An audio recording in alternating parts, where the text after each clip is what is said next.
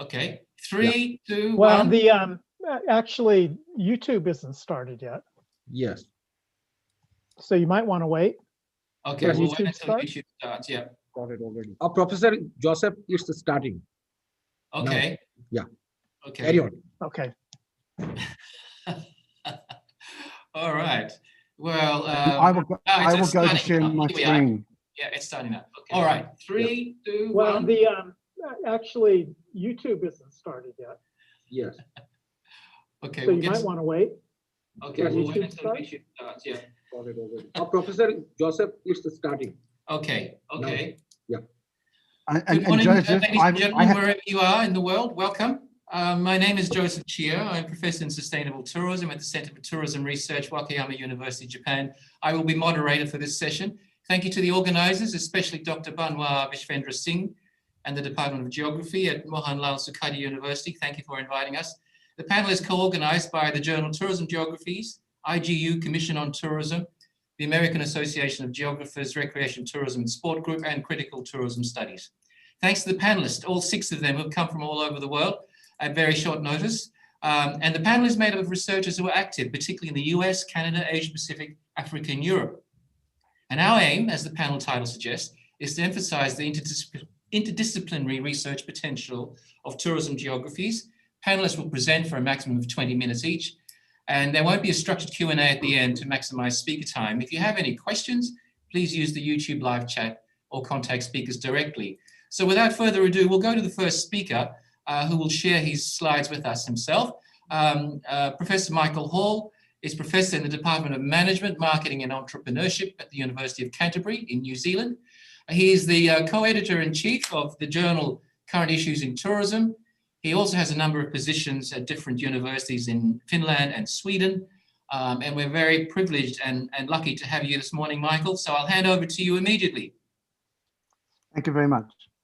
Thank you to the organisers for the very kind introduction and welcome to the conference. Obviously, we have a theme today that's looking at how do we, I would argue, reintegrate geography, particularly tourism geographies, and how do we bring different disciplinary strands together. I'm sure that the different participants are going to have a number of different approaches to this, but I thought I would get the ball rolling by looking at how do we bring together certain key aspects of physical geography and environmental geography with human geography within the overall context of contemporary geographies of tourism.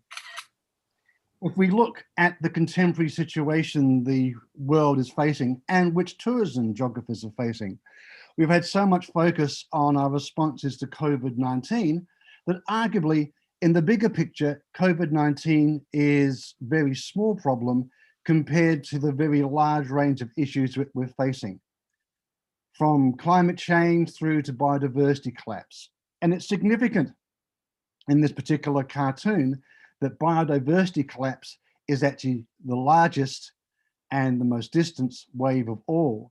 And I would argue that in a very real sense, biodiversity collapse and change is probably even a bigger problem we're facing than even climate change in the long term.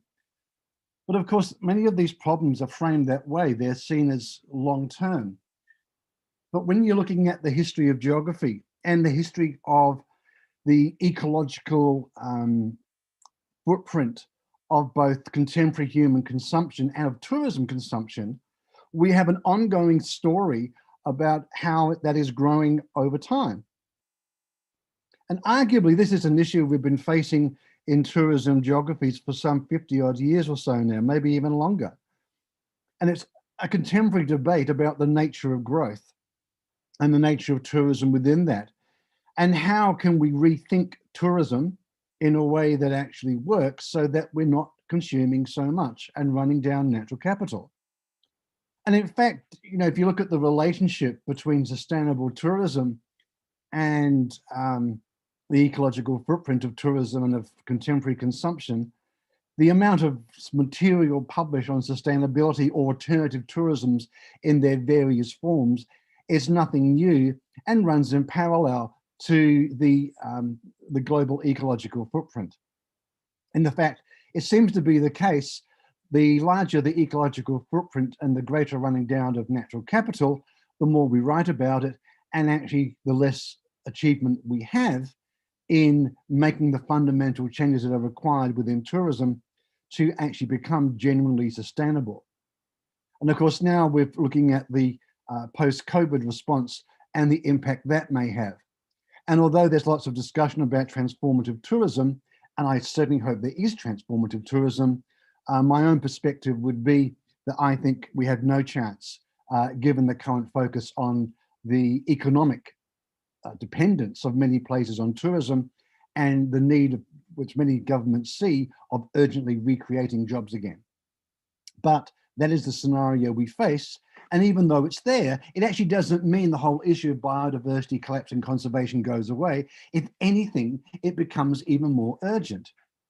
And in one sense, the problem we're facing reflects a bigger issue we have in terms of how do we respond and manage to the issue of tourism. The classic response, if we think of over-tourism or carrying capacity in terms of many bodies like the UNWTO, the WTTC, many national governments, isn't to reduce consumption or change the nature of consumption. It is to shift it. And of course, if you keep shifting it and consumption keeps increases, you have to shift it even further. And all that actually means is that natural capital keeps being used up, because ultimately we only have the one pale blue dot, which is our planet, and you cannot keep shifting consumption around forever. Instead, what you are doing is running down natural capital. And tourism is a really good example of this. You can look at many island environments within which tourism is a major focus. And even though it's often justified in terms of the environment, the reality is natural resources, natural capital is being run down. And it has a very real flow-on effect in terms of biodiversity and in terms of the impact of humans on the planet. And so most of the strategies that we see in terms of managing over-tourism, frankly, do not work. Or from the global picture, all they're doing is shifting the problem around. And of course, an obvious question to ask is, why conserve biodiversity anyway? And how does tourism fit into it? We can come up with at least 5 and probably even more actually different reasons why. It's important in terms of ecological complexity and ecosystems, without which we wouldn't survive. It's also important in terms of ensuring organisms do not go extinct. And even from a purely utilitarian perspective, which I wouldn't advocate personally, but even from that perspective, what are the costs in terms of species dying out and the loss that actually means in terms of food supplies, medical supplies, that kind of thing.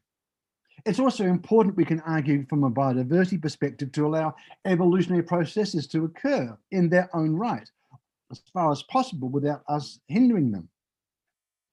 Obviously, biodiversity has an anthropocentric value in terms of the goods and services it provides us, but I think we can go further than that and say that, well, surely do other species have a right, an intrinsic right to live in their own right? But from a tourism perspective, obviously biodiversity is also important for tourism development. I mean, Tourism 101 often tells the story about how good tourism is in terms of conservation, being a justification for national parks. And yes, there is some truth in that.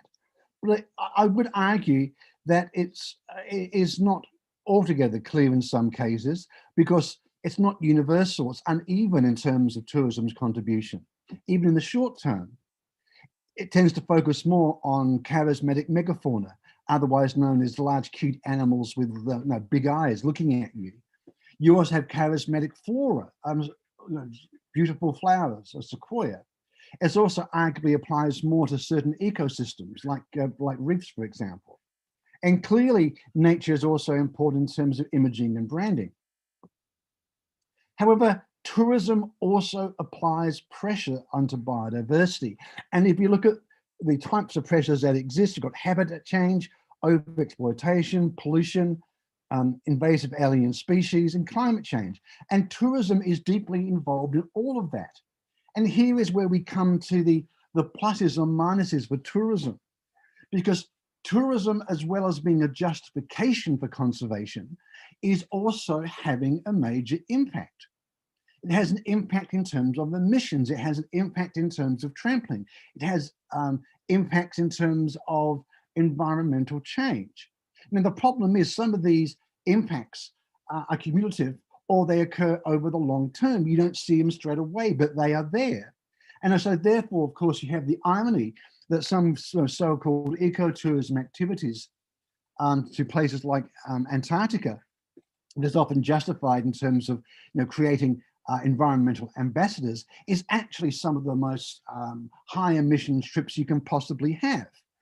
But you don't see it, but the impact is real. And you may even have a paradox that the very tourism that's meant to go help conserve species by providing an economic justification for that environment, because of its emissions costs, may in the long term actually help contribute to the change that means you'll lose them. If we're looking at how tourism responds to biodiversity conservation, historically tourism has been involved in a number of different ways. You have on-site conservation, off-site. Often there's a voluntary codes of conduct to reduce pressures. And that also part of that may be reducing biosecurity pressure. And significantly, and something which ties into my main focus today, is that of rehabilitation and volunteer tourism programs. And this is where we come to, I think, what is an emerging theme. I can't say major because actually the number of people who actually work at the interface of biogeography and environmental geography and tourism is not very great, but it is a wider area of interest in the natural and social sciences, and that is of restoration, ecology and rewilding. In fact, if you look at the Convention on Biodiversity, one of the things that's been discussed is that should the current decade, should it be a decade of restoration? And if that's the case, then clearly rewilding will be part of that. But in terms of this notion of integration, I think rewilding is also significant because it has the idea of a recoverable earth, optimistically, in terms of both natural and social well-being, which clearly in the COVID-19 era is something of great significance. If we're looking at this broad notion of rewilding, and it is a broad notion, it's something which also ties in with long-standing tourism geography interest in things like wilderness and environmental history, and looking at the nature of wilderness places and nature both in the social and the physical context and how they may be integrated, and clearly also notions of landscape and place. If we look at the uses and notions of rewilding, what we're actually seeing is the evolution of over time of different ways of approaching the subject. So if we go back to 20 odd years, you'll see much more focus on sort of wilderness origins in terms of the 3 Cs, cores, corridors, and carnivores, such as the reintroduction of wolves, for example. But as we've moved over time, we've also seen debates over the introduction of megafauna that's been lost in the Pleistocene. There's also reintroduction to islands of species which have been lost, a very important issue here in New Zealand. We also have other focus on ecosystem restoration, the use of abandoned land, which is actually significant in some parts of Europe, and the release of captive bred animals back to the wild. I mean, these would be things that would be familiar to many people who've watched a good David Attenborough documentary. However, more recently, it's become part of a wider debate about humans, and the fact that the majority of humans now live in urban environments, and what is that doing to our relationship with nature? And that clearly is a question for tourism geographies because of how it affects our understanding of recreation and the recreation part of what we are engaged with in terms of tourism geography.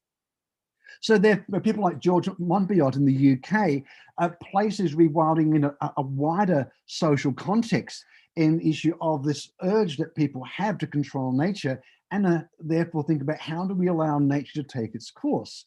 Now, this also becomes an urban issue because we can then think about how it applies in terms of urban green space.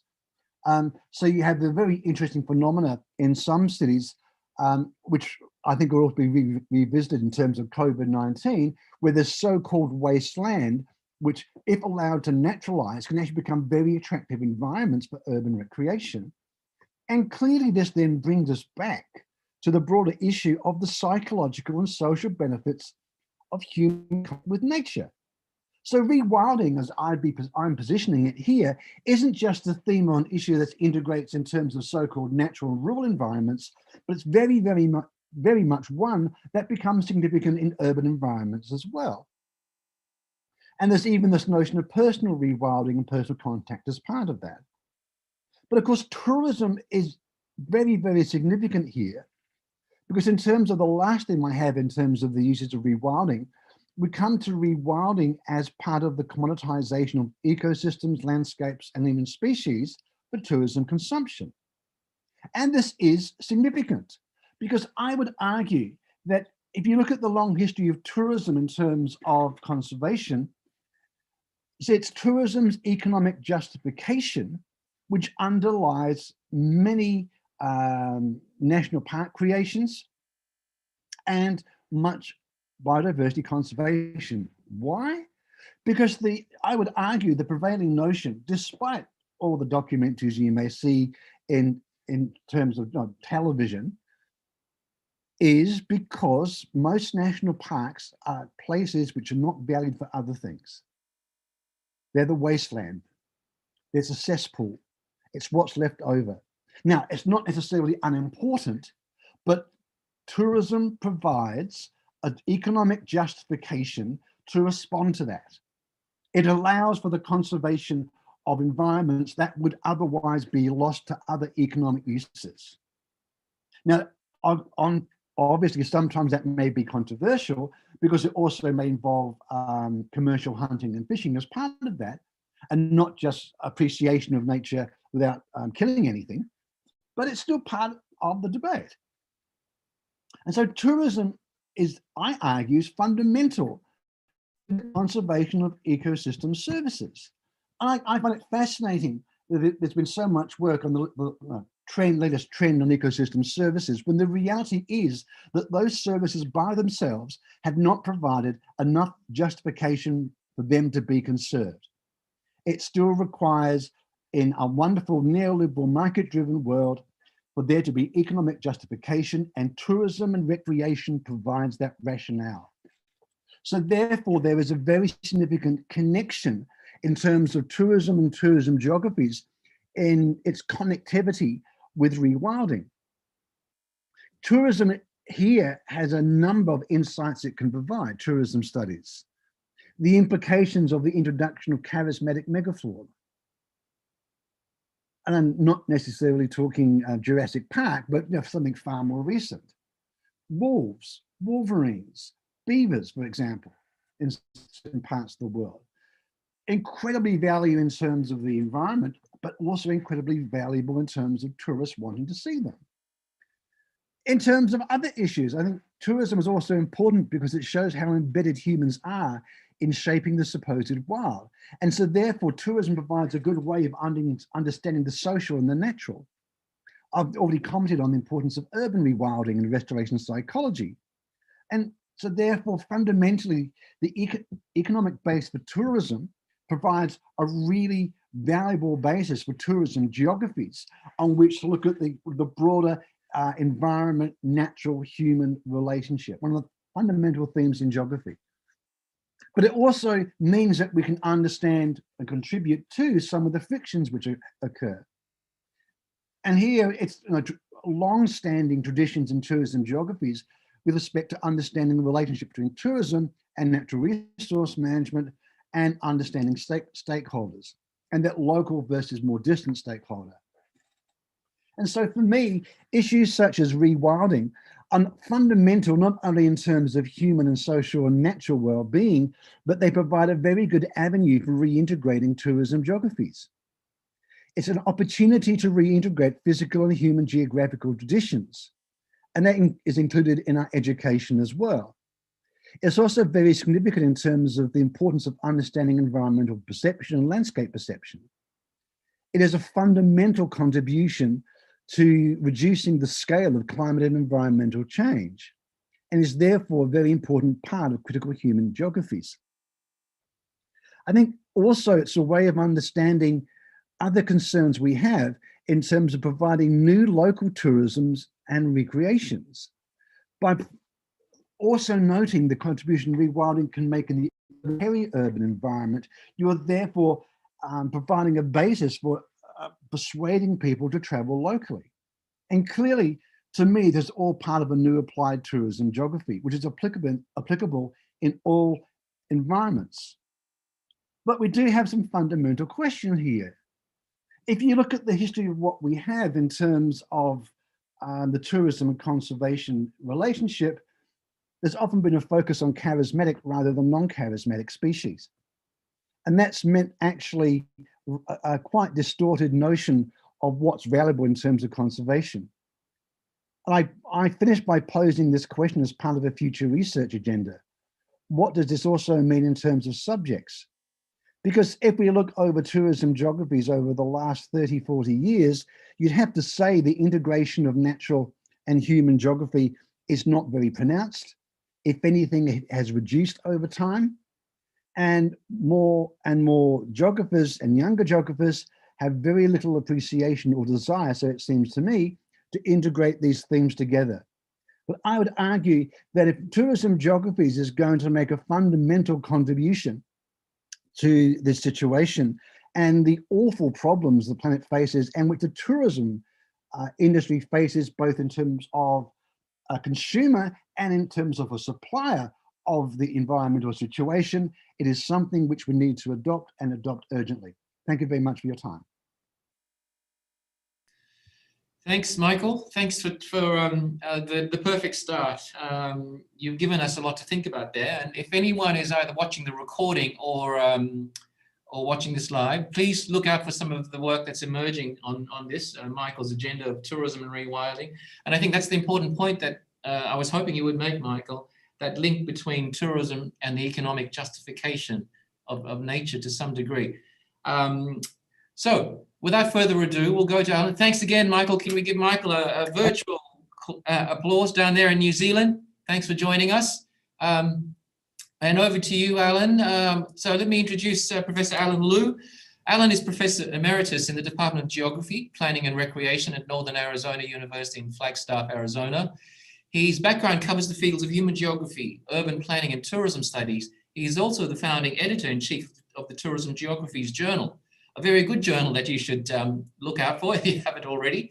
He has written over 100 journal articles along with several books. He's a fellow of the International Academy for the Study of Tourism and a member of the American Institute of Certified Planners. With that said, Alan, over to you. Thanks, Joseph. And okay, so this is my presentation, and let me just set my timer because I don't want to go over. Okay. And Michael talked about, the integration of the subject matter of tourism geography and how we can maybe move forward on that.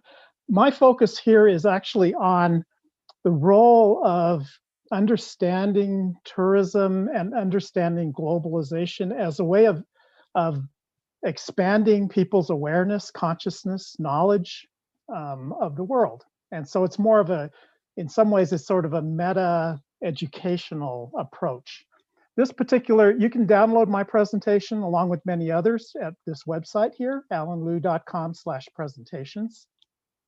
So this one is there. However, the version of this one is a little bit different. It's one that I gave in Japan that's a little bit longer. So don't have quite as much time here. But what I want you to think about throughout this particular presentation is why travel? Why would you want to travel, and why should you travel? Travel and tourism, well, since I don't have much time, I'm going to continue here. So if we think about the world and the world that Michael has described, another way of looking at it is in terms of how the world has gotten smaller and smaller. one of the major reasons why we have so many issues, environmental issues in the world today, is because we've shrunk this world down into a smaller space with more and more people. David Harvey coined made popular the phrase, the concept of space-time compression in his The Condition of Postmodernity in 1989. Basically, he describes this as new technologies are making time distances shorter and actually making a physical space faster. We can cross physical space much faster now than we could before. Transportation technologies impacting travel, telecommunication technologies impacting information and ideas, and economic activity, trade, impacting the flow of products around the world. The main impacts, as I see them, are one, cultural and economic globalization, and tourism is a huge part of that globalization process. I also think the pandemic is, many people argue that the pandemic, and at least the way it has evolved, maybe not so, and it's hard to say if it's exactly originated from this, but possibly from this globalization process. Anti-globalization protests, nationalism, and terrorism are ways that people try to stop this. But it's continuing, and it's not stopping because of COVID-19. These are some very recent articles. We're approaching the fastest, deepest, most consequential technological revolution or disruption in history in the next 10 years. Quantum computers are coming. Get ready for them to change everything. And a number of articles I saw that were kind of interesting. The next big disruption is coming, how cities can prepare for flying cars. So things are going to be changing. They've been changing very rapidly already. They're going to continue changing rapidly. And so I have been arguing through a series of relatively short papers and many more presentations, that this space-time compression that we're going through is forcing global consciousness. It's forcing us to think globally, whether we want to or not. And there's a lot of people who resist that idea. But that doesn't mean that they're not doing it at some level. And so I think we are developing this global awareness, increasing this global consciousness across the planet because of these changes in technology. Travel as a global consciousness experience, we've thought about this for a very long time. Many people have suggested that travel is something that actually helps us to understand other places. Other people have cited anecdotal and maybe even some research that says, well, maybe not always, but this is Mark Twain in his book, The Innocents Abroad, wrote that travel is fatal to prejudice, bigotry, and narrow-mindedness. And the second sentence, broad, wholesome, charitable views of men and things cannot be acquired by vegetating in one's little corner of the earth all of one's lifetime. Basically saying you have to get out there and see the world. Traveling around the world, it expands our knowledge of the world, awareness, understanding, identification of who we are and places we identify with, and our connections globally.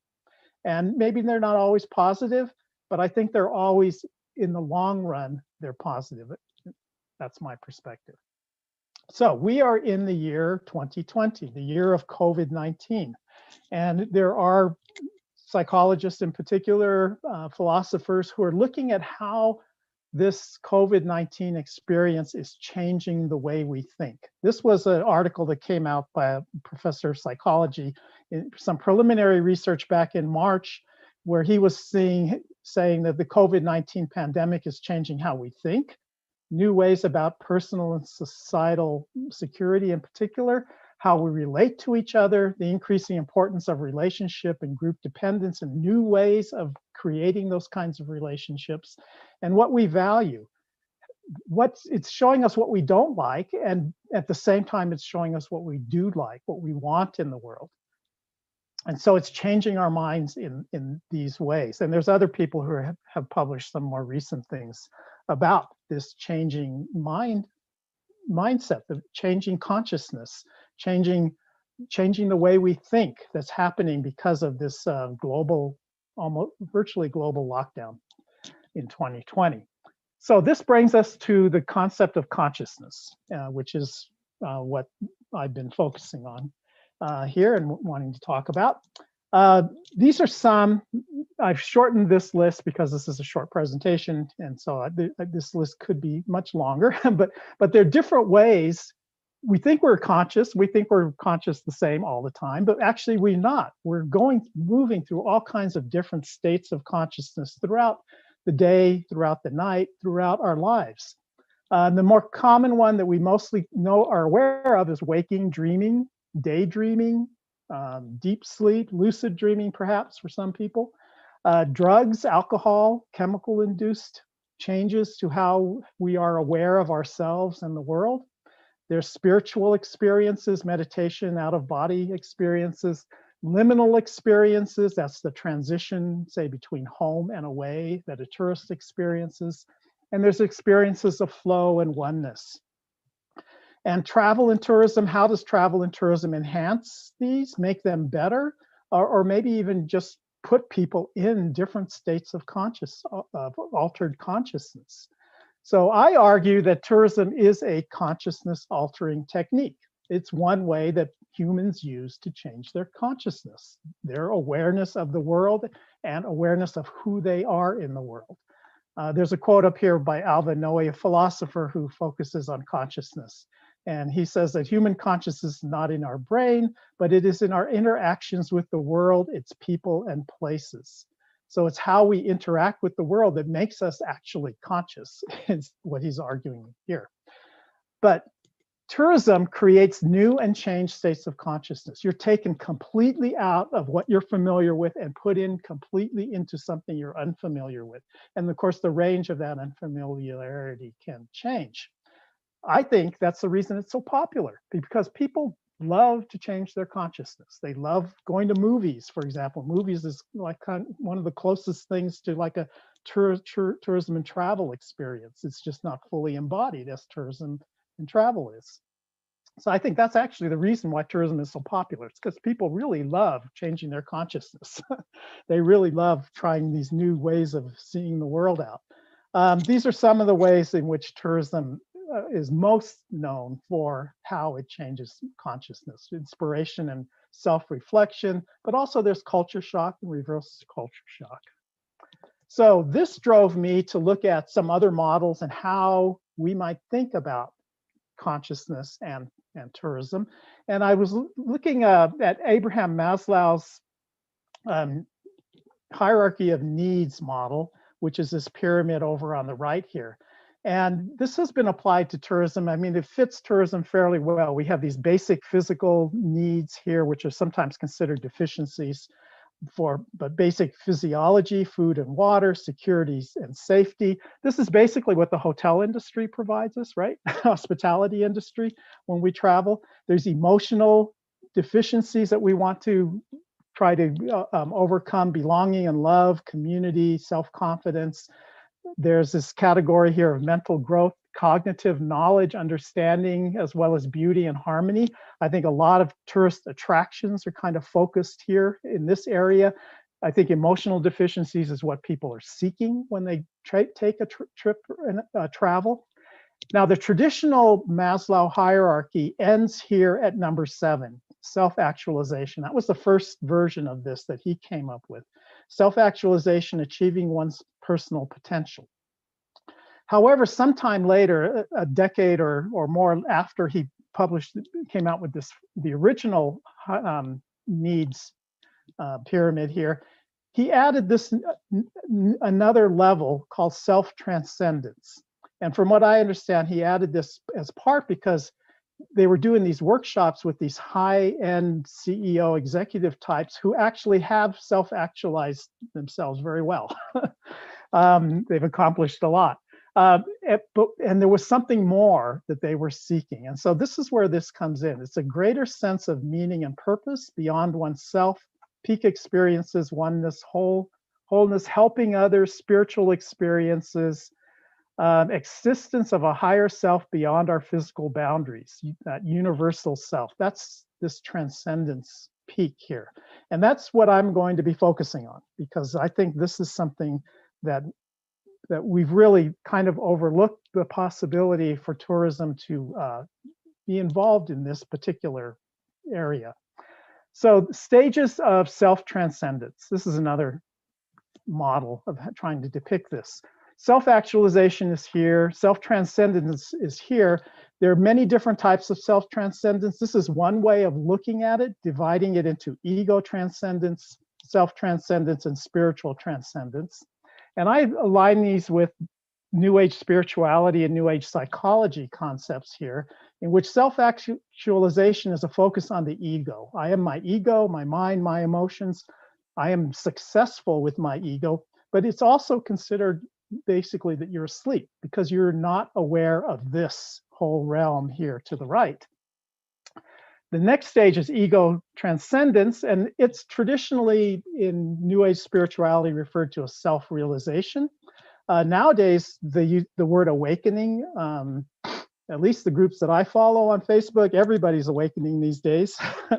But it's the realization that you're something beyond that ego self. You're something more than that. Self-transcendence is the experience of oneness, unity consciousness it's sometimes called. It's when people actually know that they have awaken, or are awoke is the new term that's come out. And there's a lot of definitions. I'm talking, I think, to an Indian audience here. There's a lot of definitions of Atman. I think Atman kind of fits in here.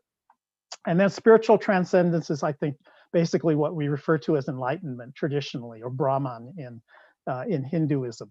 Beyond form, beyond time, beyond space, beyond consciousness.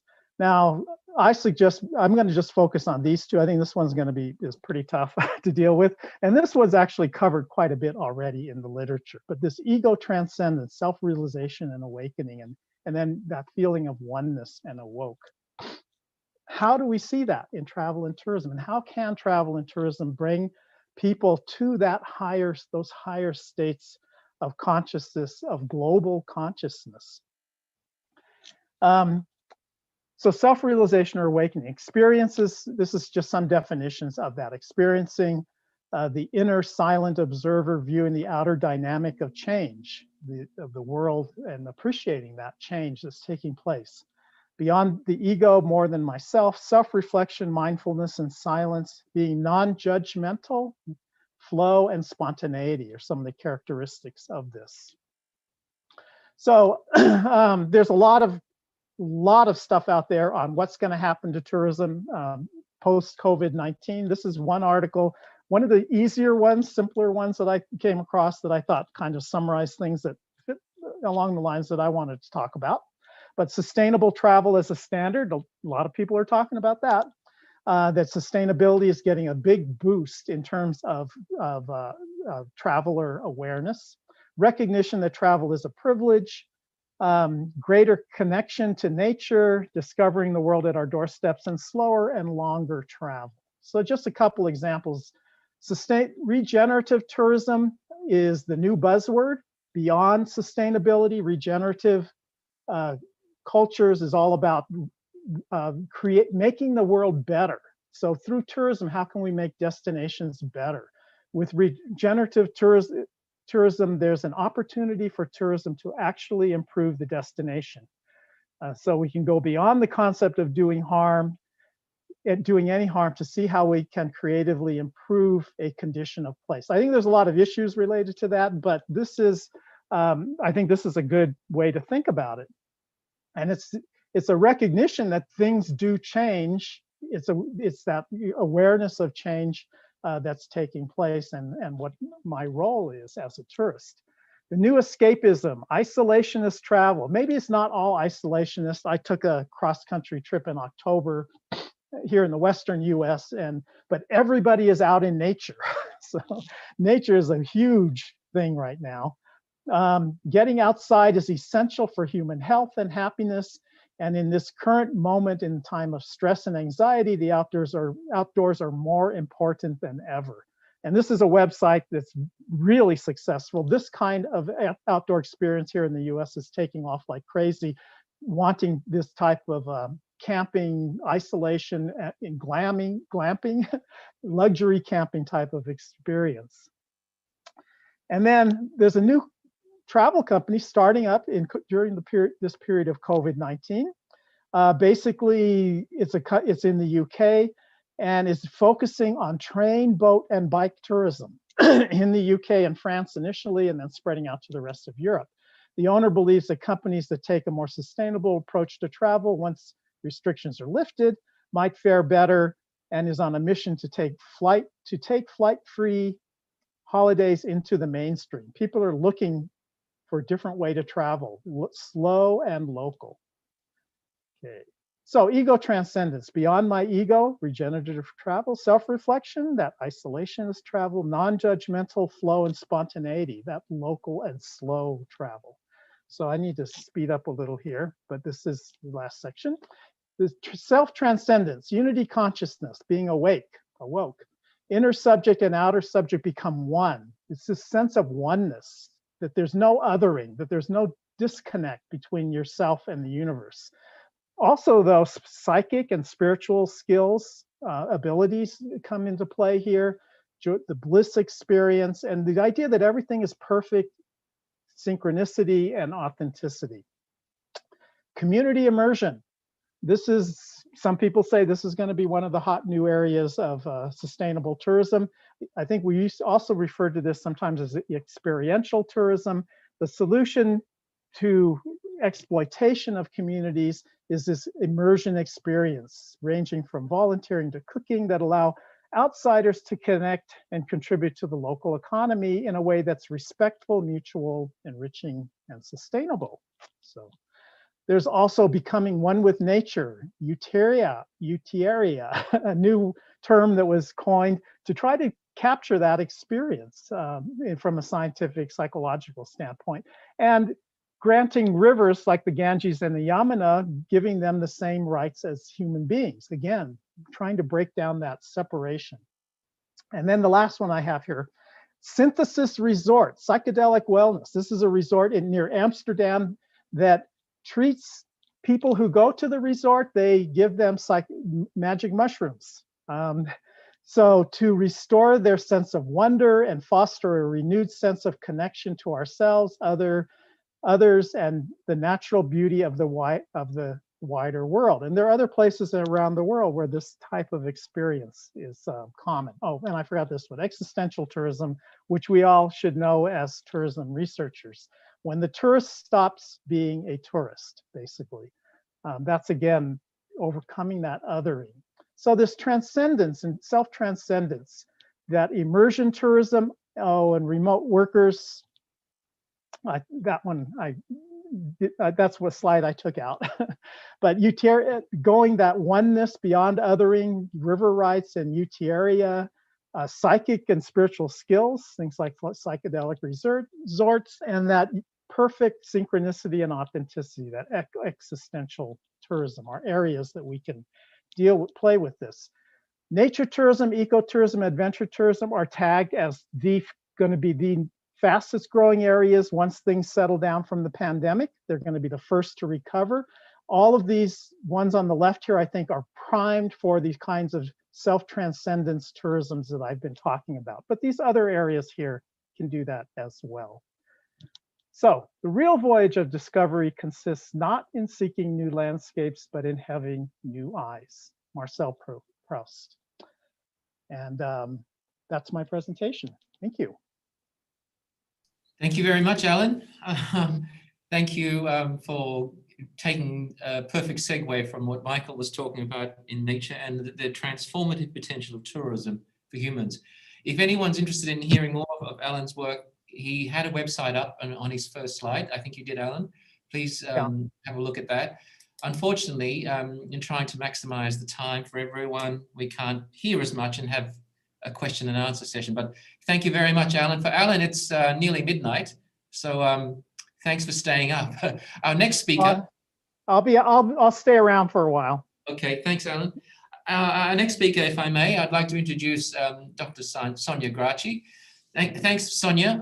Well, for Sonia in Toronto, it's nearly midnight, so thanks a lot. Sonia is an associate professor at the Ted Rogers School of Hospitality and Tourism Management at Ryerson University in Toronto, Canada. Dr. Gracchi is also the director of Ryerson's Hospitality and Tourism Research Institute and the author of 2 books, one of which is Sustainable Tourism on Island Destinations.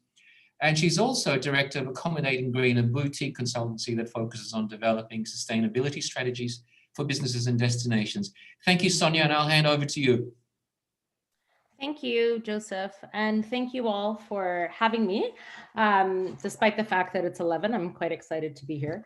I do start every presentation with our traditional land acknowledgement, so will read this to you, but basically we acknowledge the land upon which I sit here in Toronto. Toronto is the dish with one spoon territory. The dish with one spoon is a treaty between the Anishinaabe, Mississaugas, and Haudenosaunee that bound them to share the territory and protect the land. Subsequent Indigenous nations and peoples, Europeans, and all newcomers have been invited into this treaty in the spirit of peace, friendship, and respect. I'm going to do the same thing as Alan and just try to start so I give everybody else, their time. So for me, what I'm talking about today, so it's really interesting to hear about Michael and Alan's perceptions on tourism and transformative travel. My work has always taken more of a practical approach. And so I'm talking about how we can achieve some form of sustainability in destinations. And I'm focusing on a case study in Fiji on an island destination that I have been working in. But really, I want to look at and talk to you about environmental instruments as a method to promote sustainable tourism in islands. And again, I think environmental instruments can be applied more broadly. So I'm very much focused on voluntary initiatives in my work, on looking at stakeholders, on how we can develop bottom-up policy with communities, how we can have kind of multi-stakeholder approaches. And I've always been a big fan of a form of voluntary fund or some way of collecting, not necessarily a tax levy per se, but some way of collecting some form of mechanism to fund these initiatives. Because in all my work over all these years, every business that I ever talk to always says the same thing in terms of cost and sustainability, and the fact that, the reason why it's never really been implemented, one, is basically based in, rooted in regulation or lack thereof, but 2, a lot of it from a business perspective has been cost. So how then, do we focus on this concept of, providing an environmental instrument, a voluntary fund, and other environmental instruments to fund sustainability initiatives? And if we're going to talk about things like transformative tourism, I think we really need to think about the fact that we haven't been very successful with sustainability in tourism to date. So, we need some tools in order to make these things happen. So, as I said, a lot of the study purpose was to develop recommendations for this particular area in Sabu. And actually, Sabu is now working on being a blue model town, which is quite exciting and interesting, because they really are focusing on, how do they implement sustainability and protect the resources such as the marine industry, which is the reason why a lot of people come to this particular part of Fiji. So in terms of the abstract, a lot of you may have read this, but basically the purpose of these environmental instruments is really to assist with putting this policy into action. And environmental instruments themselves, they can be tools, strategies, laws, and institutions that can be used to ensure sustainable tourism development. And of course, tools, strategies, laws, and institutions are not only for tourism, but we're applying it in this tourism context. I spent much of my early career working with various different industries, chemical industry, the car manufacturing industry, auto body shops, the paint industry, the dry cleaning industry. And again, we use very much this in policy, these carrot and stick kind of strategies. And so that was what I've always been really interested in is what kind of carrots, what kind of incentives can we offer destinations and businesses to implement sustainability, and also then how can we, and further to kind of what Alan was saying, is how can we then engage tourists to ask for this, to want this, and I would love to say I really hope in my heart of hearts that that COVID has led people to be a lot more enlightened, but I think only time will tell.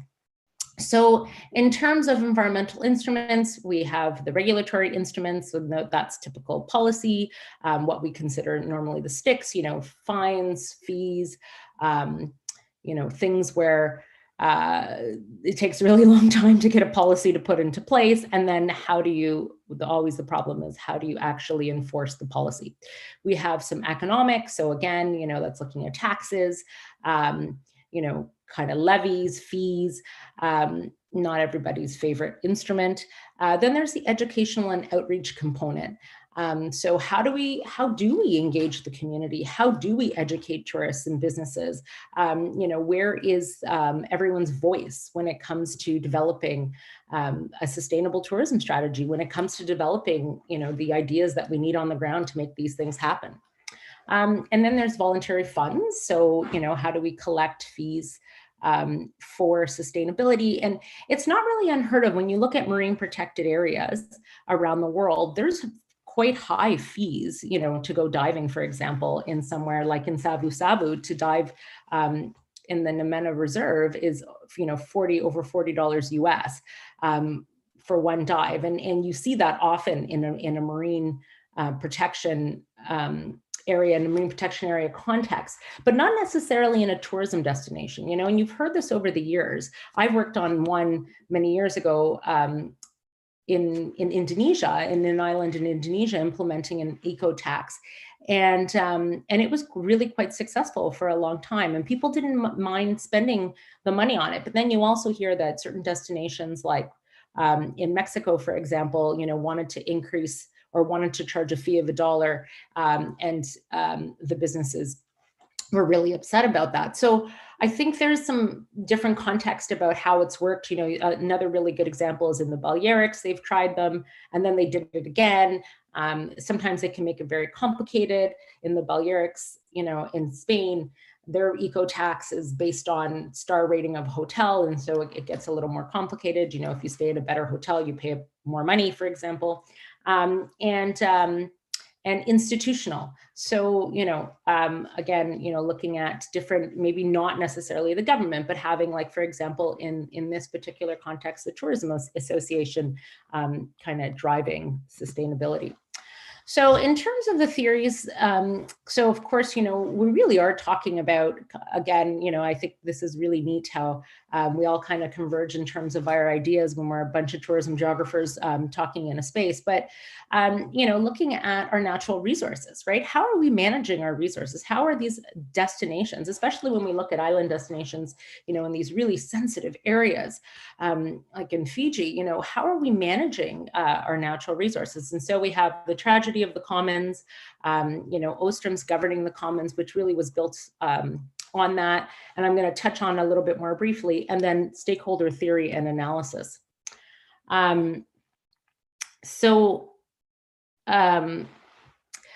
Just touching on Ostrom's theory of governing the commons, she really looked at kind of taking more of this tragedy of the commons to a different level. So looking at the collective management of resources and how we can avoid natural resource tragedies, right? How, when you go into a lot of these tourism destinations, I know for myself, my heart breaks, especially from when we see how the natural resources have been managed and how, sewage is freely flowing into these, really sensitive marine areas, for example.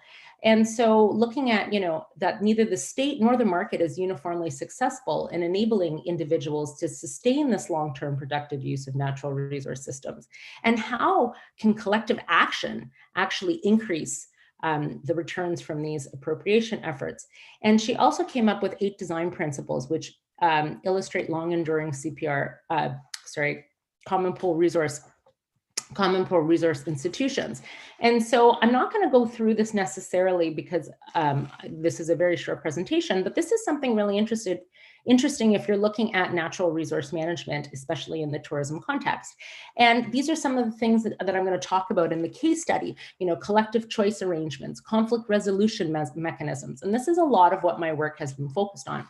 So the reason why I chose Sabu as a destination is because it is located, it's a lesser known area of Fiji. It had a really amazing high-end resort owned by the Jean-Jacques Cousteau. I was really quite interested in that particular resort itself because a lot of my other work looks at, greening of accommodations. And this area is considered the hidden paradise of Fiji. There's snorkeling, there's some yachting, diving, but it really wasn't developed too much at the time, and it has increased. But there was such a differential about the type of accommodations on the island, and there were Indigenous communities. So the 3 main resorts worked with one of each community, and just to, again, not to say too much about, or I don't have that much time to go on and on and on about how wonderful Fiji is, but, just even to look at the Indigenous communities and how they play a role in natural resource management is quite fascinating. You could do it in, write many papers on this one. So some of the issues in Fiji, like other island destinations in the world, issues such as improper waste and sewage management, no sewage management at all. That's not really unheard of in an island destination. That's not actually even really unheard of in some North American destinations. So, again, lots of issues with waste. Many community members work within the tourism industry. It went from a coconut plantation and now it's mostly focused on tourism. High employee retention in the tourism industry. So like I said, a lot of the 3 major resorts work with one of the 3 Indigenous communities. And so people stay there for a long time. At the Cousteau Resort, they paid very well. They worked really closely with the local Indigenous community. They brought people to the community. Everyone in the resort came from the community. So there's very high employee retention. And the tourism industry employs many of the local Indigenous peoples. So just the semantics, I'm a qualitative researcher. I like to do interviews. I love to do interviews because I love to talk to people. And so this is the second time. This is the second visit to this particular destination. But in this particular study, we interviewed basically all, 41 stakeholders, which were a lot of the kind of the main stakeholders, in the area. And so this is just a brief little, who we talked to in terms of stakeholders. And so every time I go into a destination, we look at who the stakeholders are and how we can ensure that we talk to as many stakeholders as possible. So what did we find out? Well, basically that not an overwhelming amount thought there was a natural resource management issue. And again, I don't think this is necessarily surprising. Yes and no. I think I was surprised more, about the wastewater pollution issue, about raw sewage and not having the ability to treat it. That physical waste, not again, a lot of people didn't necessarily see that an issue. Marine environment destruction, a lot of people didn't really see that as an issue. They thought there was a natural resource management issue, but when you kind of delve deeper into it, not so much. And Cyclone Winston damage, at that point in time. They were hit hard with that. And so there was a percentage who also thought that there was an issue with the cyclone. And what are the barriers to tourism development? So some of the barriers that came about was, again, the current airport, they didn't think that it was properly structured in order to bring in tourism, lack of waste management, again, lack of government support, mangrove destruction, food security, lack of planning and environmental assessment. And basically, some of the existing environmental instruments, they already had an environmental levy, so a tax. So there was a government tax on all services and products that were incorporated into a bigger tax. And then there was fishing taboo. So that's basically like no-take zones that are run by the chiefs of the communities. And then different voluntary initiatives. Like I said, there was the Cousteau Resort and some of the other hotels did some other cool things in terms of their voluntary initiatives, but there wasn't really a comprehensive strategy. So when talking to stakeholders about what kind of environmental instruments they wanted, they already felt they had a tax. So they were afraid that if they were to put in one that was focused on sustainability, like a voluntary fund focused on sustainability. Some of the other hotels also collected for the community. So the Cousteau Resort collected, I think it was $4 a day per person to go towards the community in terms of their health initiatives and their medical care. And to help with things like when Cyclone Winston happens or current cyclone, that they would help rebuild. So they had a fund. So I think the stakeholders were really worried that people wouldn't pay for sustainability. But I have to say, in some of my other work that I've done, where we asked tourists in Indonesia and in Thailand, tourists are very willing, and I've done another study recently that's just coming out in Indonesia as well. Tourists are really quite happy to pay a bit in terms of supporting the local destination in terms of sustainability. But in this case, the stakeholders said that they didn't think that that was necessarily the best option, but the Tourism Association thought it was a great idea. So again, community improvement was something they wanted to look at, education and other types of community-based initiatives. So how would they fund change? Well, they wanted the government to fund it. Private partnerships, for example, so the accommodations, voluntary funds that could be collected from the large resorts. Like I said already, Cousteau was already doing that, potential for an NGO to do so. So there were a bunch of different ideas. So I guess the whole point of this is it's important to create the dialogue. It's important to have people think and talk to each other. And that's kind of the whole process of a multi-stakeholder approach. So, so I think, thanks, Joseph. So I think, there was some talk about stakeholder distrust of government spending, uncertainty of the ownership, like who owns these natural resources and who's supposed to manage them, that the Tourism Association was perceived as the most trusted and influential stakeholder, that there was a need for a transparent and trustworthy voluntary fund and one that was managed collectively, that there was lack of stakeholder involvement in decision-making and lack of education on sustainable tourism. So really, I think what the work there highlighted was the importance of stakeholder education and stakeholder participation, and that even though most stakeholders could identify the key issues of Sabu, they did not know how to make the changes they desired. And there is also lack of knowledge on the role natural resources play for the tourism industry, which I think falls in nicely with the last two presenters because it's extremely important.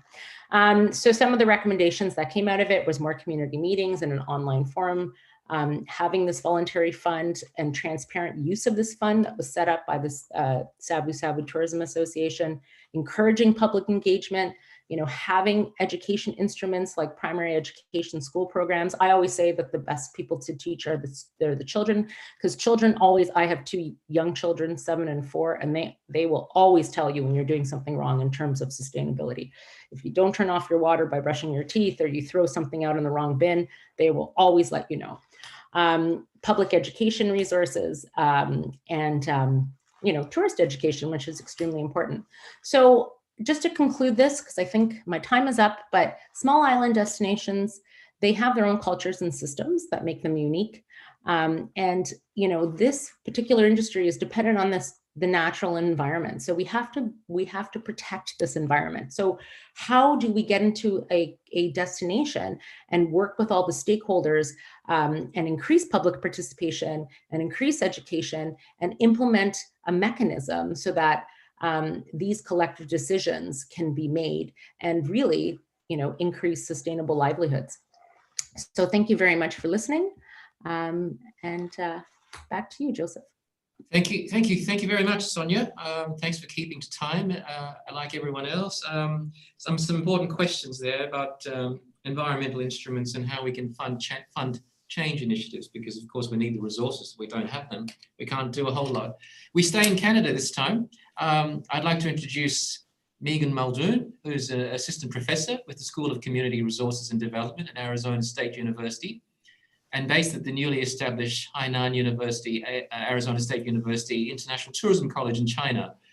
Her work into the host gaze in the townships of South Africa was completed at the University of Waterloo, and that's kind of what she will talk about today. Megan is also an associate editor for the journal Tourism Geographies. So welcome, Megan. I'll hand over to you.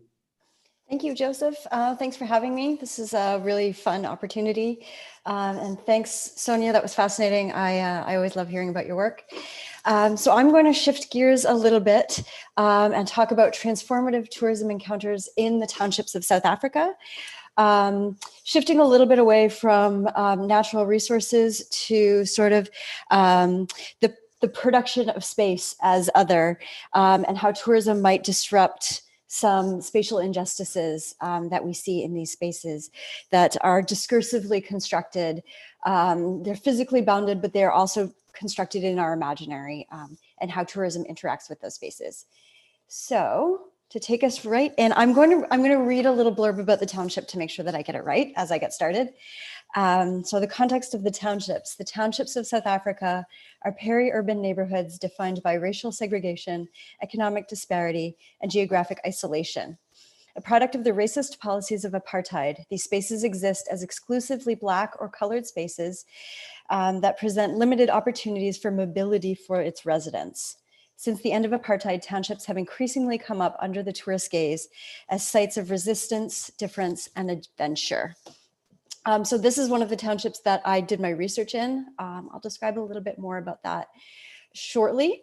But the most important thing to understand about these townships is that they are racially segregated neighborhoods. They were constructed as outside the urban core for the Black and the colored populations of South Africa to live in. The majority of these spaces are still 99% racially homogenized. They are characterized by inadequate infrastructure and a lack of economic opportunities. And they are increasingly sites of touristic adventure, exploring the other. The other thing that's important to say, even though we often think of these spaces as being characterized by their poverty and their lack of opportunity, they're also home to generations of families. So there's very deep love for these spaces, even amidst an awareness and an understanding that these spaces represent injustice. So a little bit of background to this research. I spent 5 months conducting field research in South Africa in 3 townships surrounding the major city of Cape Town. I undertook a photo voice research project. And like Sonia, I'm a qualitative researcher. So I did this research with 28 participants, all of whom were residents of the township. And the objective of the study was to learn about quote unquote slum tourism from the host side of the lens. So in tourism, there's so much work that's dedicated to the camera, the imagery, the production of images. In tourism, I wanted with this study to flip the camera and to see what people on the other side of the lens saw in the tourist encounter. So to give a little more background in photo voice methodology, this is a feminist methodology. It was designed to give voice or open up spaces for people to share their voices where they might not otherwise be heard or be asked for their perspectives. The photographs are really the ingress points to the conversation. So the participants take photos in the community with a certain objective. They bring the photos back, and those are the starting points for our conversation. It's a terrific methodology to use in cross-cultural research because I don't necessarily know, as an outsider, as a tourist researcher, yeah, that's the word I'm looking for. I don't necessarily know the right questions. So in allowing people to choose which photographs they want to take, to tell the story behind these photographs, to tell the story of their community and their experiences with tourism, opens up these avenues of conversation that I would never know to ask about as an outsider. It's highly participatory. Lots of people had lots of fun doing this, going out together in groups, traveling around the neighborhood. It's also assets-based. It allows people to showcase the assets of the community, the things that they're proud of, that they want you to know about. And it's also creative and fun. So that's just some background. You'll see a number of pictures throughout this, this presentation. They're all taken by the participants in this study. So the guiding questions for this study: what does tourism look like in the townships? And what should tourism look like in the townships? And I mentioned these two questions at the top very briefly, only because I want to frame and highlight that when you look at these two questions, what it tells you right off the bat is that I'm coming into this study with a frame in mind that there's a problem with tourism in the townships. I've already got it in my head that tourism doesn't look the way that it should be. And that's how I framed the questions that I asked when I went in. So these are some of the pictures that participants took with me, specifically related to tourism. As you can see, lots of smiles, lots of physical interactions between the hosts and the guests in the township space. You can see in these photos, virtually all of the tourists are white, as opposed to the residents of the townships who are all Black. There's a lot of joy in these encounters. I included a photo of myself at the very bottom because I was a tourist in the space as well, and shared in a lot of those encounters that these photos tell me about and were described to me. Here's another photo that was shared with me. This is a woman who lives in the township. She has a small kitchen. She would really like for the tourists to come and purchase her food. As a tourist, it doesn't look appealing to me. I probably wouldn't want to eat there. But this woman is frustrated by her lack of access to tourists and her lack of understanding of how to open up that economic opportunity for herself. So right from the beginning, this picture is telling me what I'm wanting to know. You know, where are the people who benefit from tourism? Where are the people who do not? How does tourism create this conflict in these communities? So the next photo I have to show of you, this photo came out in my very first interview. And the man who was the participant who took this photo said, this woman feels left out. She also wants to share her stories with tourists. She also wants the tourists to come to her house and to tell her story. Even if she doesn't make any money from it, even if she doesn't profit, she has a story to tell. And she feels frustrated by her lack of access to the tourists. And this was something that I really didn't understand, and asked him several probing questions and really couldn't get beyond, she wants to share her story. And this was, you know, one photo in what ended up being a 5-hour interview. So I kind of just set it aside. And then as I continued on in the research, more and more and more of these types of photos started emerging. And I'm looking at these, and I would say probably 75% of the photos I collected looked something like this. And I'm thinking, like, this is a graduation ceremony and a birthday party and a hairdresser. This has nothing to do with tourism. Clearly I've failed. I haven't explained what I'm trying to do with this research. And I'm going to go back to Canada empty-handed, and the Canadian government's going to be mad because they gave me money to do this. And I just felt like I was completely failing at this project. And as I started to see more and more and more of these photos, and people started describing to me what was in these photos, I realized that what people are actually telling me is that they want the tourists to see their lives. They don't necessarily want the same old tourist track. They don't necessarily want to showcase and focus always only on the poverty.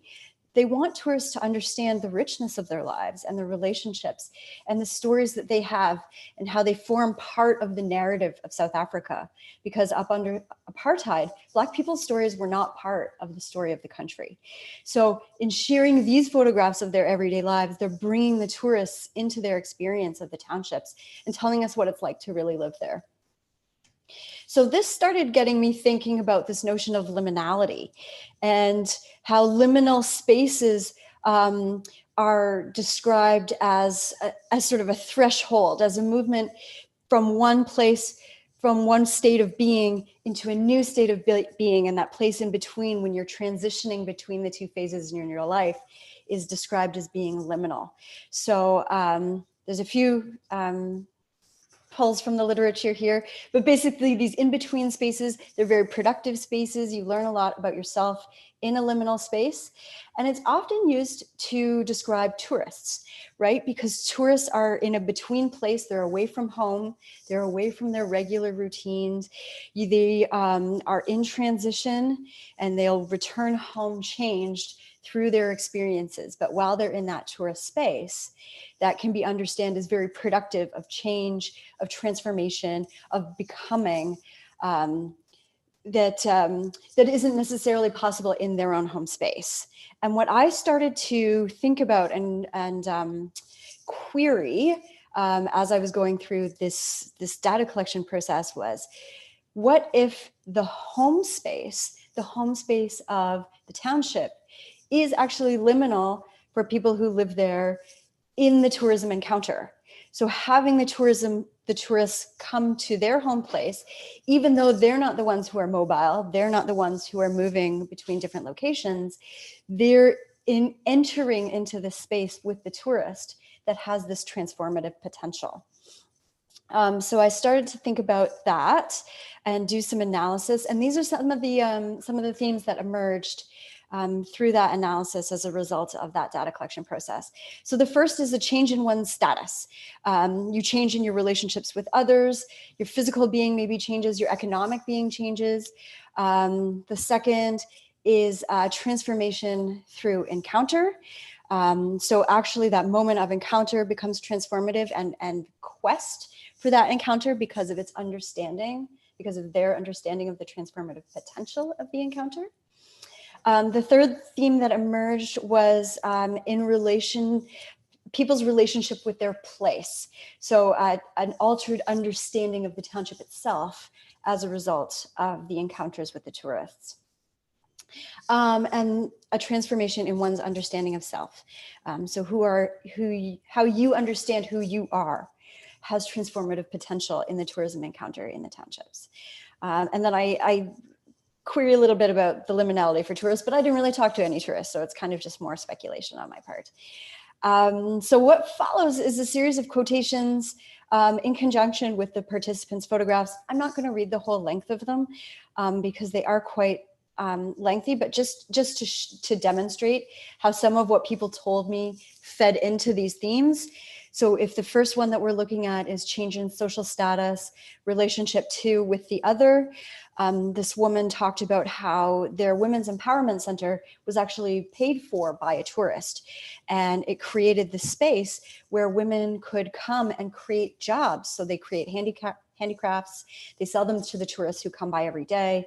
They have a space to gather, a means to leave their home, and do something that they love to do. So potential to change your interactions with your neighbors, become someone who creates something, who sells something. And she concluded her statement with, when I look at the tourists, I always think, okay, they can change our lives, which I thought was a really powerful statement. Now I have to move my little faces because they're blocking my text. This other participant talked about how encounters with the tourists are closing the gap between Black people and white people. Previously, Black people were not allowed to speak with white people. White people generally don't come to the townships. White South Africans do not come to the townships. So having the tourists come is breaking down that barrier between white and Black for the Black residents of the townships, and helps them to share their ideas and learn to speak to people who are different.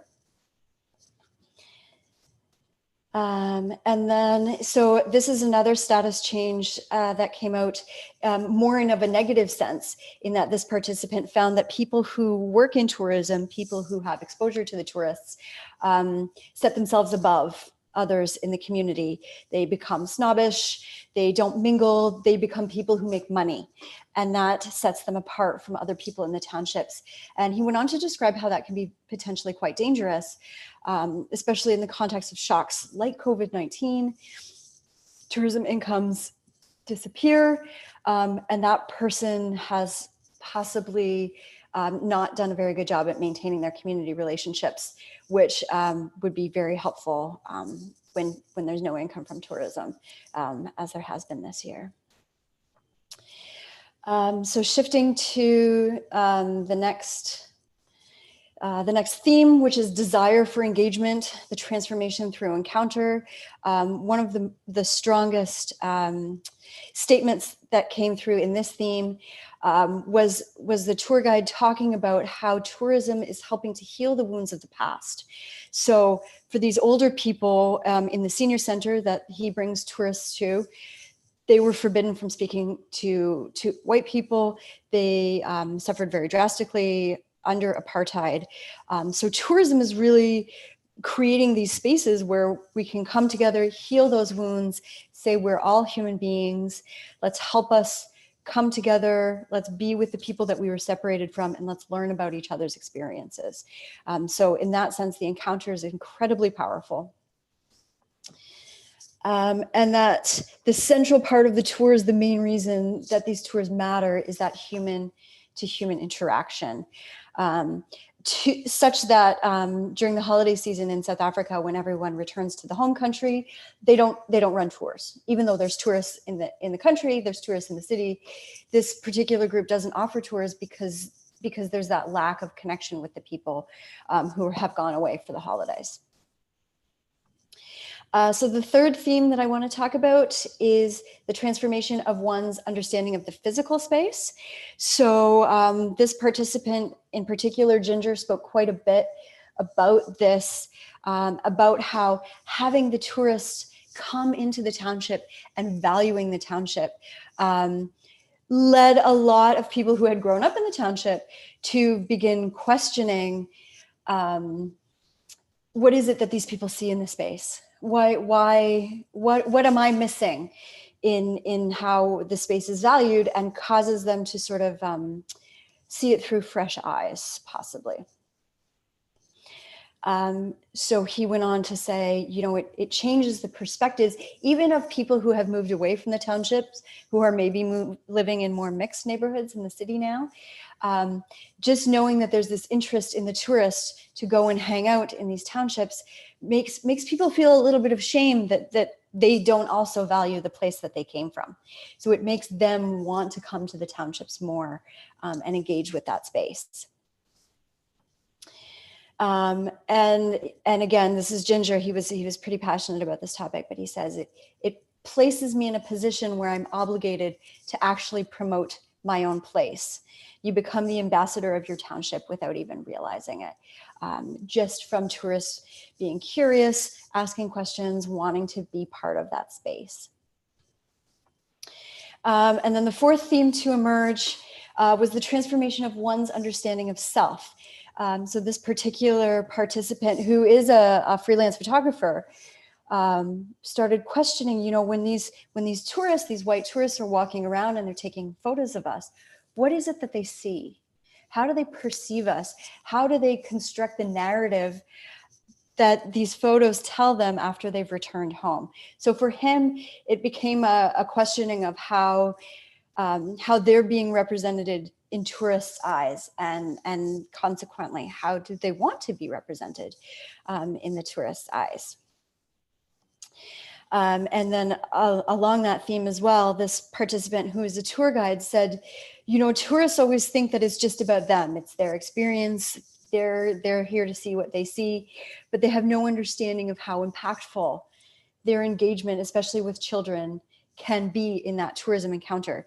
That maybe for you, it's just 5 minutes and you're just kicking a ball around, but it has so much meaning for children that it can change their lives forever. So just he wanted tourists to be cognizant of that transformational power that they have in their encounters with children in the township. And then again, this transformation of one's understanding of self, what people, according to this participant, what people don't realize when they're compelled to talk about their space, when they're compelled to share the story of the township, is that unconsciously, they're really learning how to love themselves and their own people. They talk with pride about their space. And it becomes a reconscientization, which is not a word I'm good at saying, but it was a word that he spoke about very clearly about, you're developing this awareness in yourself that you're not even cognizant of, that you have things to be proud of in your space. You know that other people value it, so then you come to value it as well. So he says, the other thing that was somewhat heartbreaking about this research was he framed this revaluing of self in the context of these people who are better than me, as in the white tourists, are coming into the space. They want to see where I live. They want to eat my food. They want to hear my stories. And that does something for my self-esteem. And he went on to say, it means that I'm a person too. It means that people don't look at me the way that I look at myself. It means that some people realize that I exist in the world. So it's a self-affirmation and confirmation of existence. It always breaks my heart a little bit to think that he believes that there is only value in being seen by other people who are better. But it does have this powerful impact according to him. So I'll just carry on the last little bit quickly. This is also can be transformative experience for tourists.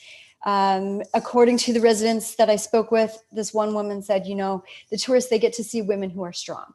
So maybe if tourists come with certain preconceived notions about people who are poor, these tours have an opportunity for them to reframe that understanding and to see women who are strong and who are working together, creating better livelihoods for themselves. And then also this one participant spoke about, the tours can be quite traumatizing for people who aren't used to walking in spaces of poverty. So there's transformative potential there as well, that even if you leave the tour with a little more gratitude in your life, then a person who lives with gratitude is a person who makes the world better. So as much as I conceived of this research from a resident's perspective, there is still that transformative and liminal experience on the tourist part as well. All that to say, the tours aren't obviously white and black. There are negative components of the tours.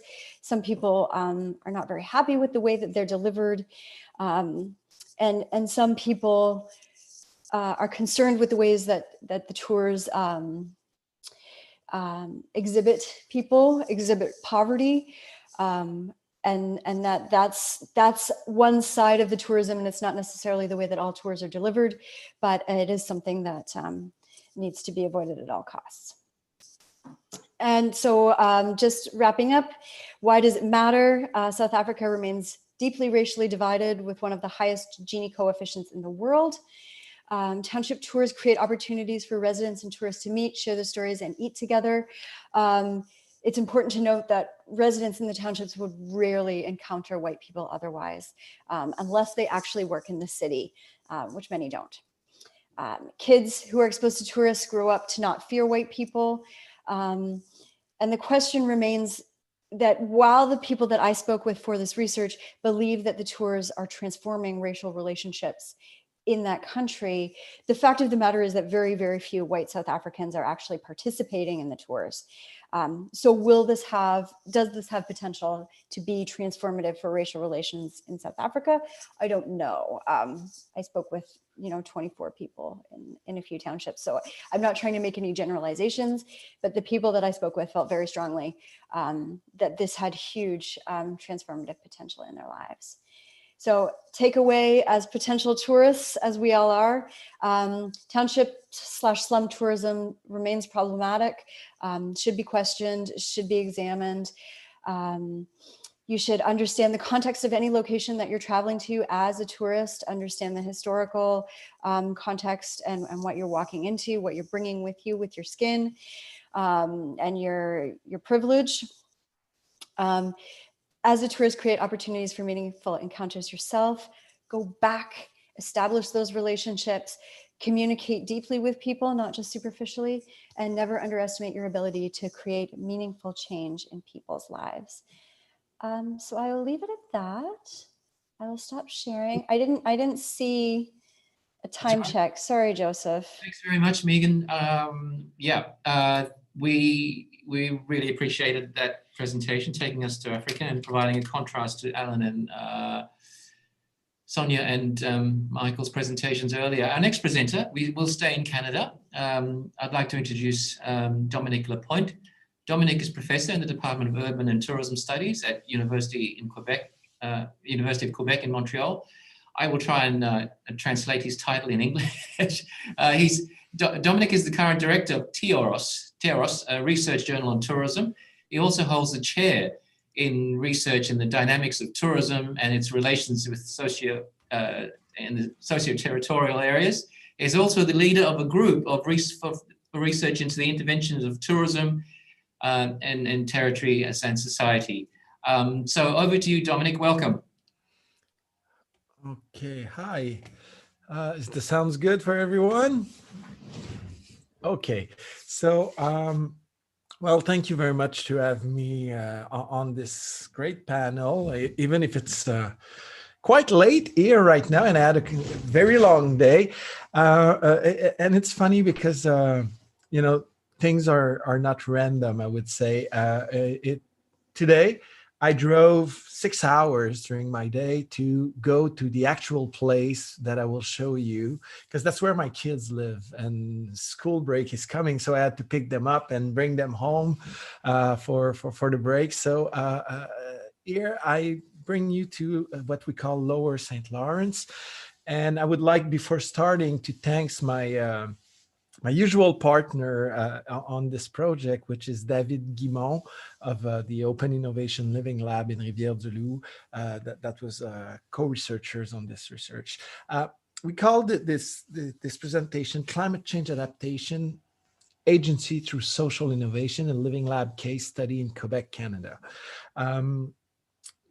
Many of you know that I've worked on climate change adaptations, and I've published in chapters in a book that is directed by Joseph and Alan on resilience, and that was in that area too. But after a couple of years of working more, I would say, with traditional research, we decided that we wanted to go more with an action research phase. You know, we wanted to actually work with the stakeholders about, you know, innovation through towards climate change adaptation. So we got a Social Science and Humanity Research Council of Canada that would like to thank for this project. And so we started, you know, with that idea that, you know, like tourism industry is vulnerable to climate change, and, you know, like this changes force tourism and tourism areas to adapt. Of course, that's kind of a truism, but it represents quite a lot of challenge. And at the time, it was starting to be a priority, I would say. Now, you know, with COVID, it kind of went a little bit under, but it's still going, and it shall be still a priority, and will be a priority once the vaccine will be distributed. And the adaptation is influenced by time and spatial dynamics. And that's what, you know, we were working before on a more traditional research. And then we said we would focus on the social and the collective dimension of adaptation to climate change. And we see adaptation as a transformation, as doing something new to adapt. So we kind of look at the social innovation a framework for stakeholders. So the adaptation to climate change, is it a process of social innovation? Well, when we look at the literature, we can see that in tourism, there's a low propensity to cooperate, to innovate, but then you get an emphasis on partnership to foster social innovation in adaptation to climate change. So, you get those two, and we say, let's try to do that research action where we'll create a living lab, because that contradiction with, on one side, tourism having a low propensity to cooperate towards innovation, and the other side saying that, social innovation and partnership is quite important in, to succeed and go forward with adaptation to climate change. We're saying that, maybe there's a need for an effective and efficient intermediary to improve cooperation and stimulate innovation. And from the literature and our experience, we thought that the Living Lab could play that role. So what we did, it's a coastal tourism space, and the Living Lab is a partnership between public, private, and people. And so we look at it and we say, okay, we have our coastal tourism space here, and the Living Lab as a social innovation process will, create an adaptation loop, where people, public and private, will interact together.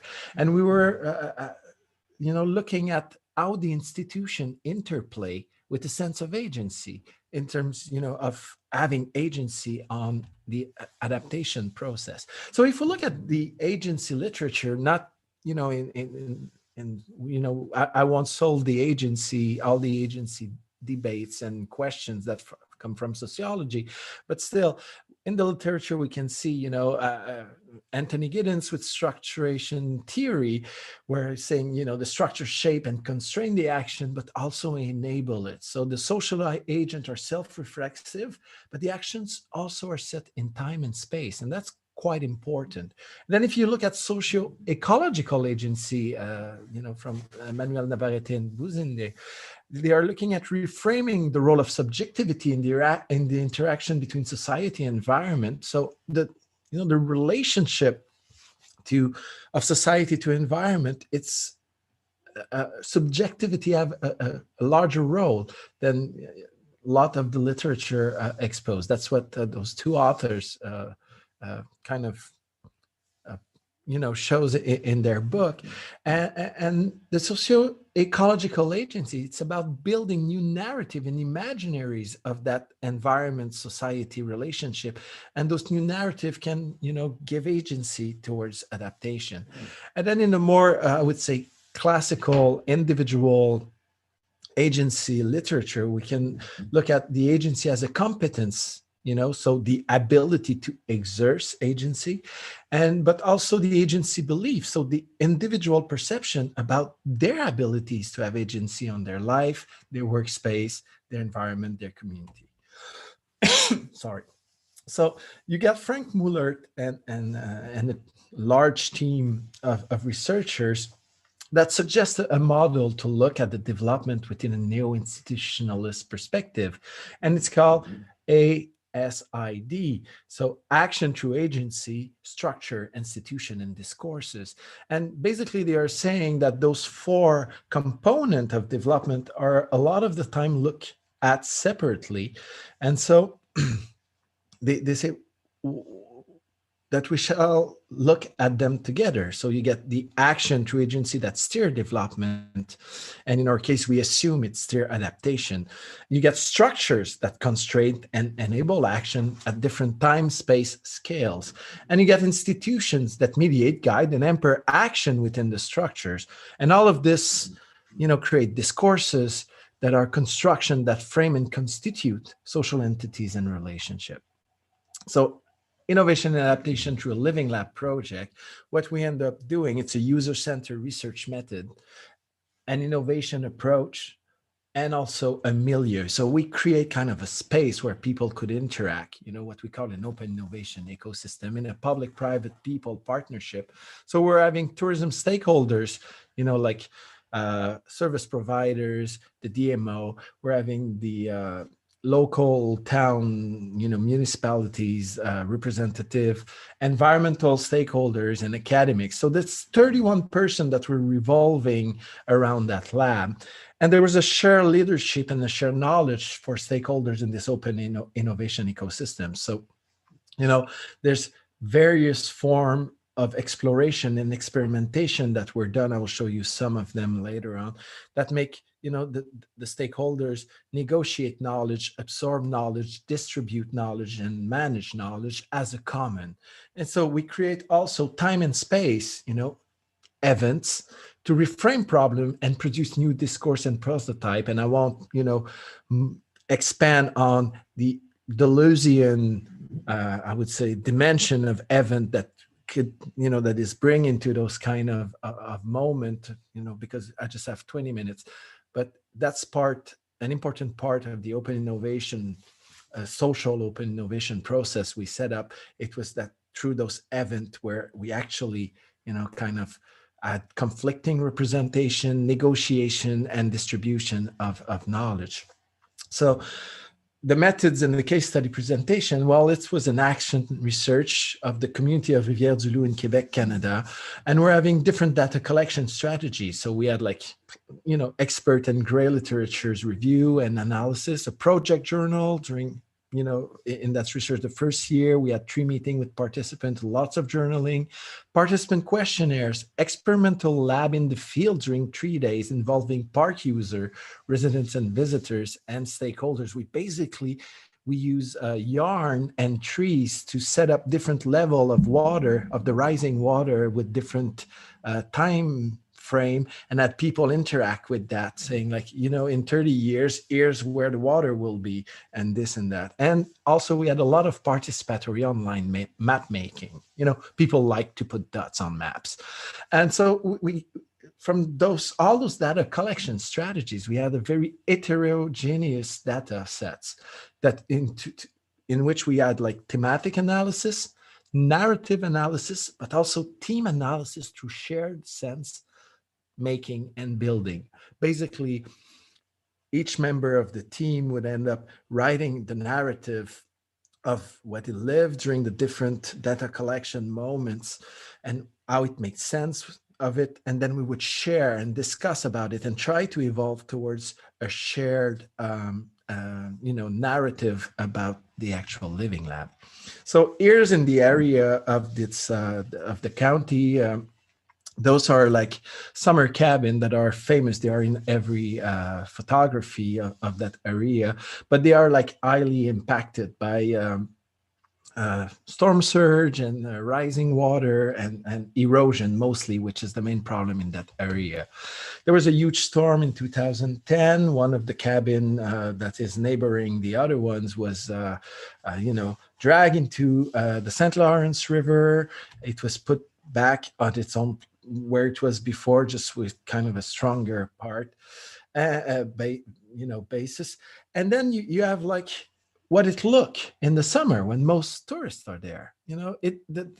Nothing there seems threatening or risky. But then the same areas in the falls and the beginning of the winter is actually having a quite different look and a quite different I would say feel, and you have hotels that are close to the area who get more and more during the winter, especially at that time of the year. They end up having windows that are break with the storms. It's not that we have more storms or the storms are much stronger. The idea is that the ice cap that was protecting the shore from the wave of the December, and I would say November, December, January storm, it's less and less strong, and it become it's get there later and later during the winter. So December storms 20 years ago, 30 and 40 years ago, a lot of them would have their strength that would be broken by the ice cap that was formed. Now, today, there was no ice cap over there, and there was a really high tide. It's an area of high tide. So if you have a storm and a storm surge, then you have really, really problematic erosion process that are created because you don't have that protection anymore. And so individual, like the data was collected, but also some of them was co-created. So individually, collective, and scientific representation of climate change. So basically, we had each stakeholders, writing about what climate change was and for them, and how they live climate change in that in their daily life and in their activities and their tourism activities. Then we had like a collective get together where actually people negotiate and try to get some kind of a build and shared understanding of the situation in the environment. And then we had Uranus, which is a scientific consortium, like I would say hard science consortium on climate change, that were invited. And so we kind of confronted like the official, I would say, climate science with the lived climate experience.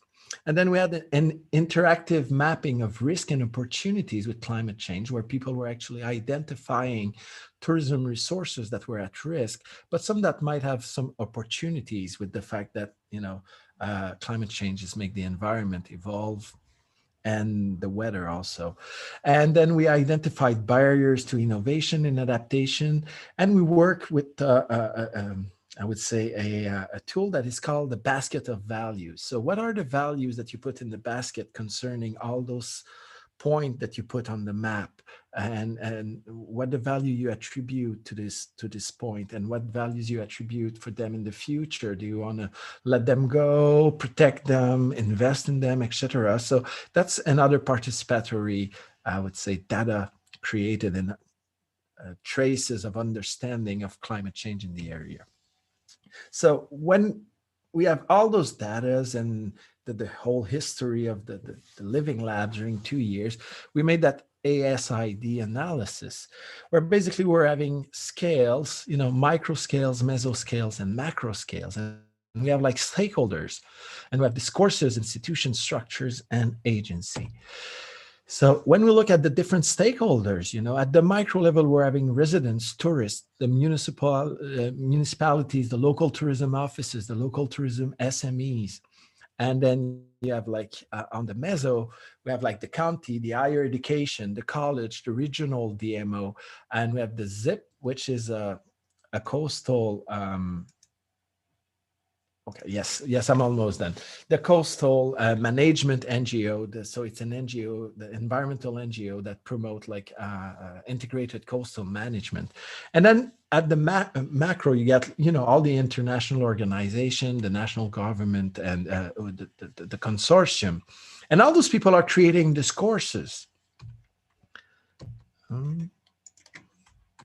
Yeah, and what we thought is that to bring in the living lab, the micro and the meso discourses, and try to get some shared understanding, and of course the macro, mostly the international organization discourses, are not directly in the living lab. We didn't have anybody from the GIEC on the living lab, but they still like influence what's happening in the actual events and activities of the lab.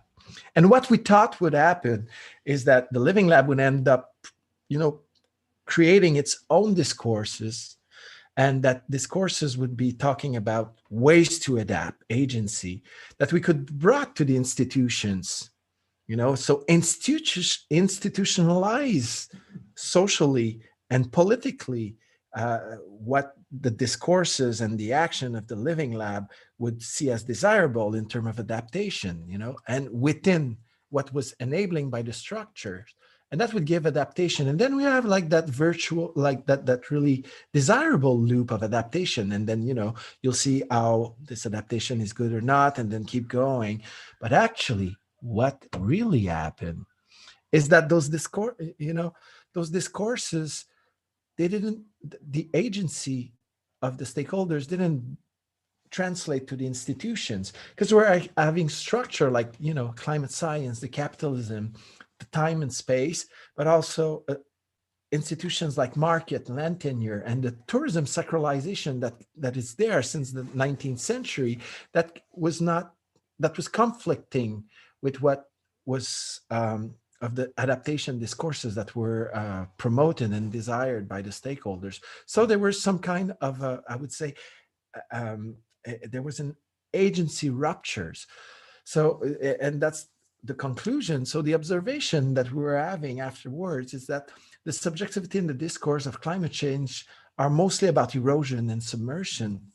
And the river is a presence. It's almost an anthropomorphized presence in the relationship to the space and the people.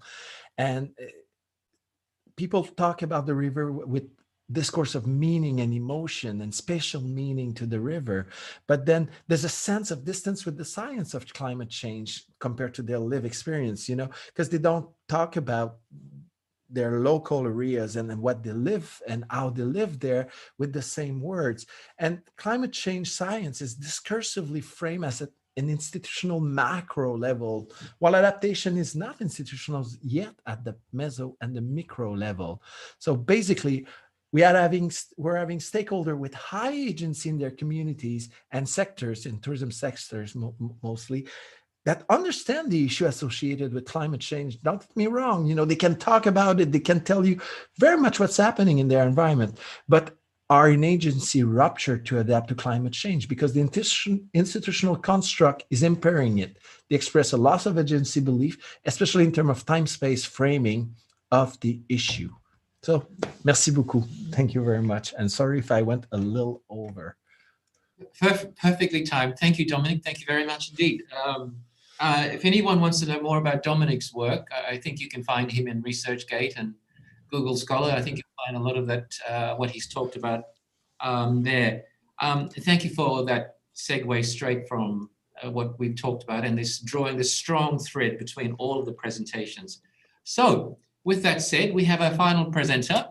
In Australia, we would refer to you as having the graveyard shift, you know, the last, the last man out, last man standing. But thank you, Chinny Yong. I'd like to introduce Chinny Yong, who's Associate Professor at Sun Yat-sen University in the in the School of Tourism Management.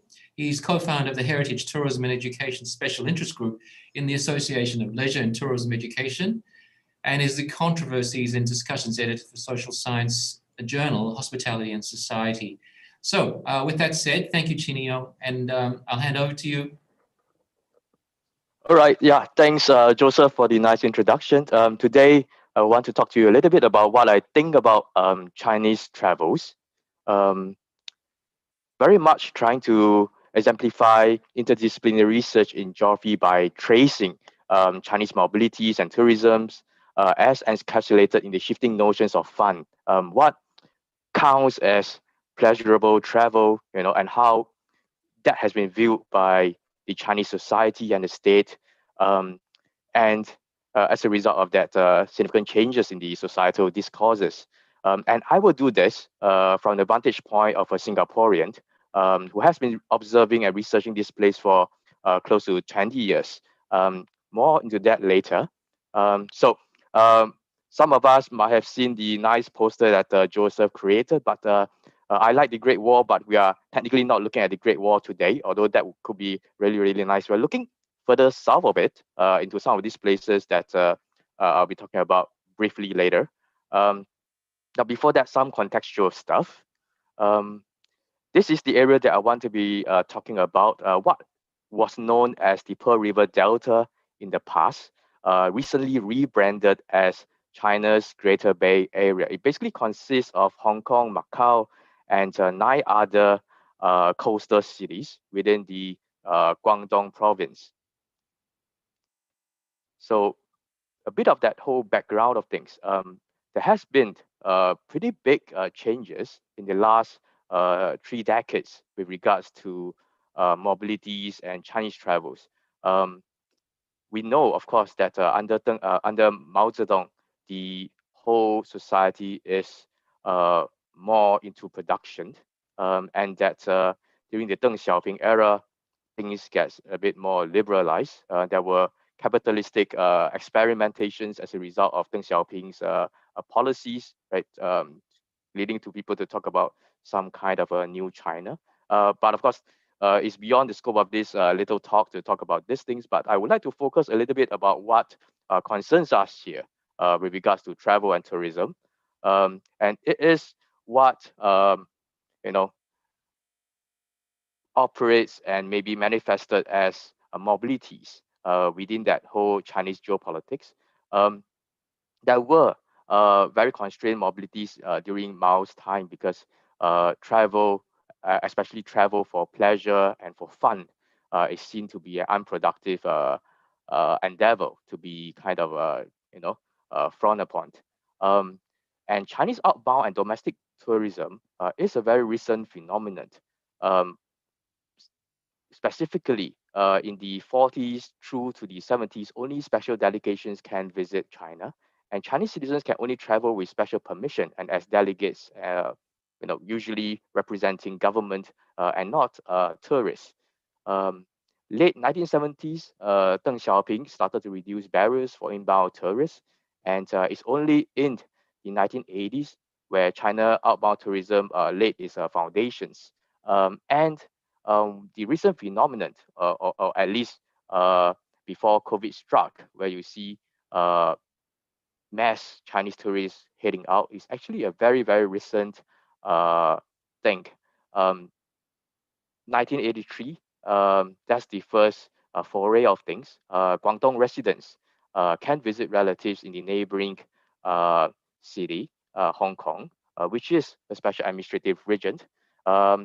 1984, it got extended to visiting friends and relatives in Hong Kong and Macau, right? So added another place plus friends, and only officially possible in 1990 to actually visit, foreign destinations proper. And my Singapore, alongside Malaysia and Thailand, are the first places to actually receive group tours from China. So this early foray is not open to independent travelers. It's only for group tourists. And that, to me personally, is when I first encountered Chinese tourism.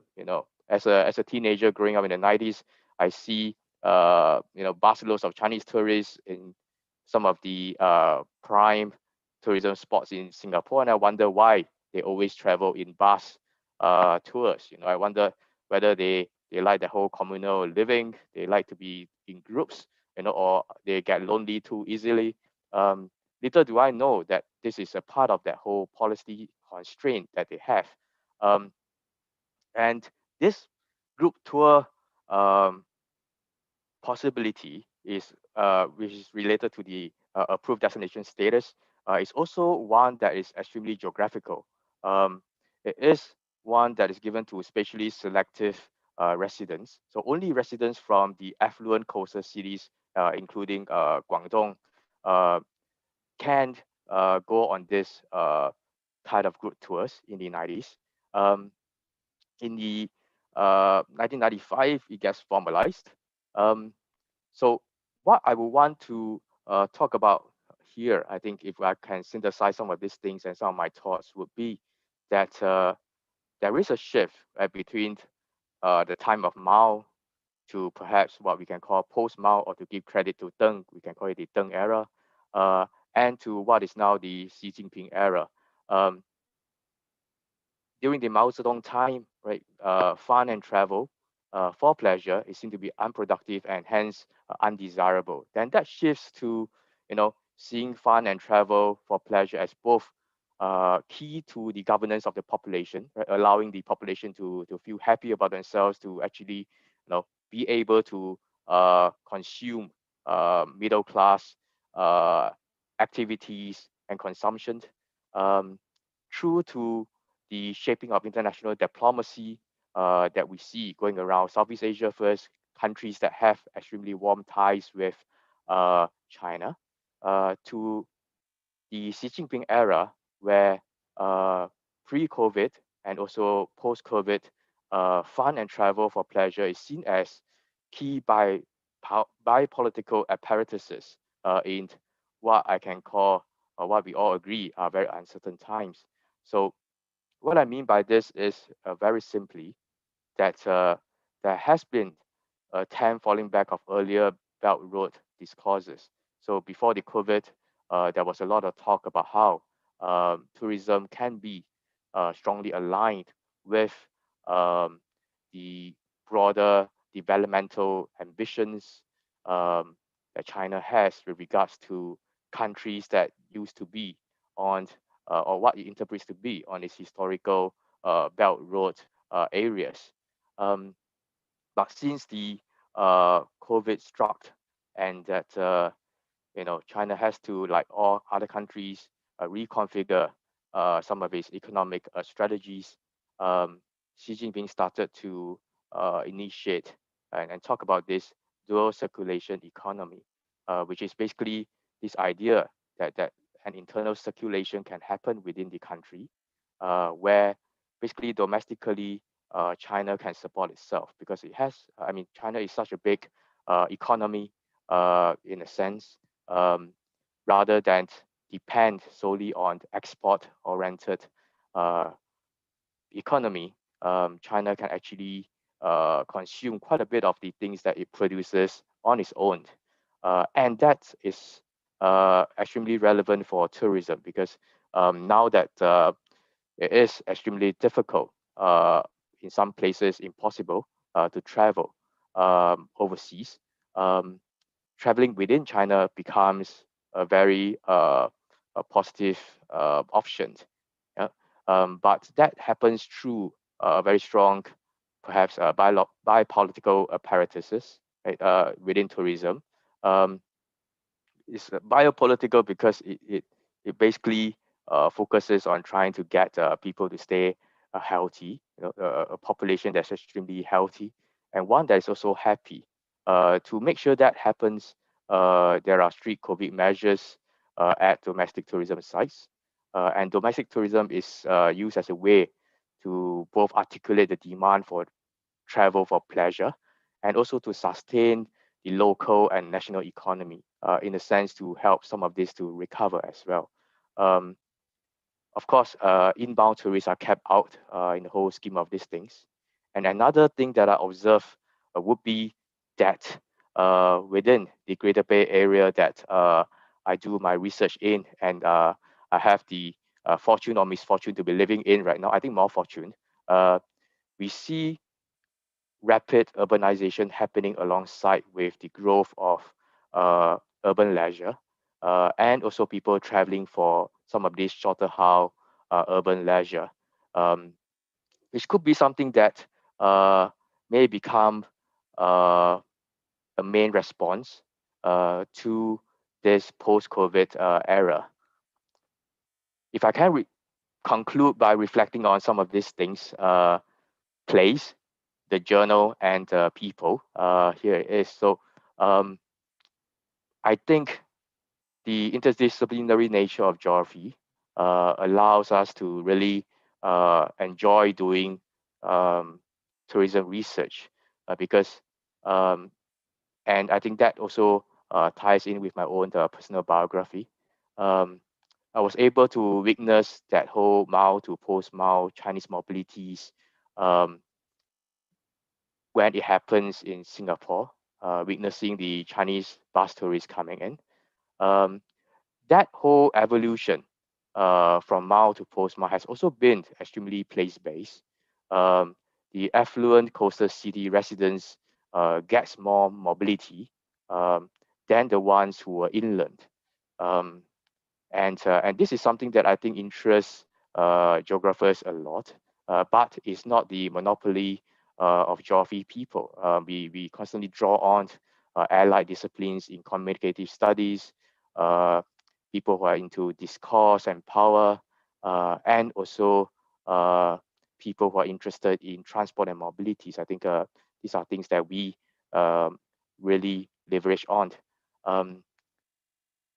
I was also able to experience the impacts of mass tourism from China during my 6 years in Macau. So seeing all the Golden Week tourists coming in, and also how there's a lot of Chinese tourists on the streets when I was living and working in Macau, and also participating in that kind of geopolitics and everyday crossings between Zhuhai and Macau, going into Zhuhai for my weekend shopping almost every weekend. And now living and working in Zhuhai and Guangzhou, I see perhaps what I can term a kind of a changing geographies and the shape of Chinese tourism, from one that's extremely expensive, going out to international tourist attractions, and in some cases congesting them, to one where that flow has turned inwards and are going around domestically, and also that domestic tourism seems to have happened in shorter hauls.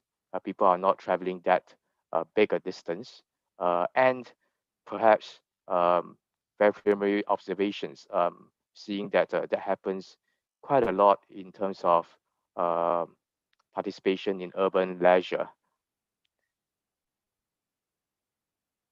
Last but not least, talking about the journal, I think it's a great platform to publish both geographical and disciplinary work. It's quite easy to tell colleagues working in sociology or in philosophy to say, hey, let's publish in the tourism geographies because you are interested in tourism, and I do have certain obligations to publish in geography if I'm in a geography department, and it works out pretty nicely. The journal does present itself as a very, very interdisciplinary platform. And also in terms of that whole international coverage for its empirics and its case studies, and also an excellent balance between philosophy, theory, and the practical policy and empirical stuff of things. Yeah. So with that, I conclude. Yeah, I end my talk. Thank you. Very much, Chinny. Thank you. Can the speakers turn their camera on just for a brief moment? Just to sum up, thank you to Dr. Banwar Singh from the IGE Organizing Committee. Thank you to Michael, who's watching on YouTube, for making the time from New Zealand, and to Alan in Arizona, Sonia in Toronto, still awake, Megan, Dominic, and then Chinny. Does anyone have any final comments to make? Since we don't have any Q&A time. No. Okay. And for those of you who are watching the recorded session, you know where to find all of the authors if you need to know more. Thank you everyone for joining us, and see you later.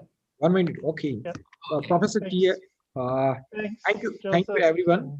Thanks to join and talk about the tourism perspectives. Very good sessions, and thank you for giving us valuable time to consider it in the commission meet. We are near the end. Thankful that you attend our event. We hope you enjoy the experience. Looking forward to meeting you again next time.